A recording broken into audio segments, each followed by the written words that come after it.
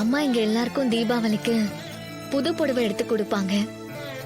நாங்களும் அதை சந்தோஷமா கட்டிக்கிட்டு பட்டாசு வெடிச்சு தீபாவளியை சந்தோஷமா கொண்டாடுவோம். இந்த வருஷமும் அம்மா கையால புடவை வாங்கி கட்டிக்கணும்னு துர்கா ஆசைப்படுறதா சொன்னா.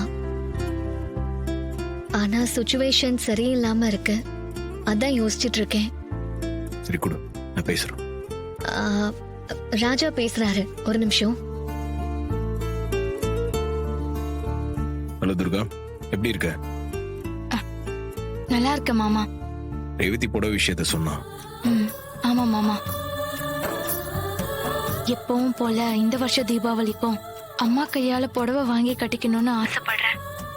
ஆனா அம்மாக்கு என் மேல இருக்கிற கோபம் இன்னும் தீரல.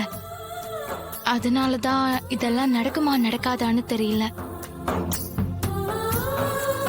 இந்த தீபாவளிக்கும் உன் அம்மா கையால புடவை வாங்கி கட்டிக்கணும், அதானே உன் ஆசை? ஆமா மாமா. உன் அம்மா கையாலே உனக்கு புடவை கிடைக்கிறதுக்கு நான் ஏற்பாடு பண்றேன். நிஜமாவா சொல்றீங்க மாமா? ஆமா, கண்டிப்பா நான் ஏற்பாடு பண்றேன். நீ மனசு போட்டு குழப்பிட்டு இருக்காத, சந்தோஷமா இரு. இந்த வருஷம் உன் தலை தீபாவளியா உன் அம்மா கொடுக்கற புடவையை கட்டிக்கிட்டு நீ சந்தோஷமா கொண்டாடலாம். கேட்கவே ரொம்ப சந்தோஷமா இருக்கு மாமா. ரொம்ப தேங்க்ஸ் மாமா. சரி, வச்சிடுறேன். சரிங்க மாமா. என்ன ராஜா, நீ பாட்டுக்கு அம்மா கையால புடவை கிடைக்கிற மாதிரி ஏற்பாடு பண்றேன்னு துர்கா கிட்ட சொல்லிட்டேன். இப்ப இருக்கிற சூழ்நிலையில இதெல்லாம் நடக்கிற காரியமா? அம்மா அவளை பார்த்தாலே கோவப்படுவாங்க. அப்புறம் எப்படி அவளுக்கு புடவை கொடுப்பாங்க? தீபாவளிக்கு இன்னும் 2 நாள் இருக்குல்ல, அதுக்குள்ள எதனா பண்ணி கொடுக்க வச்சிடலாம். அப்போ எந்த ஐடியாவும் இல்லாம தான் அவகிட்ட கான்பிடென்ட்டா சொன்னியா? எந்த தைரியத்துல அப்படி சொன்ன? நான் அப்படி சொன்னதால அவ எவ்வளவு சந்தோஷப்பட்டா தெரியுமா? இந்த 2 நாளும் அவன் ரொம்ப சந்தோஷமா தான் இருப்பா.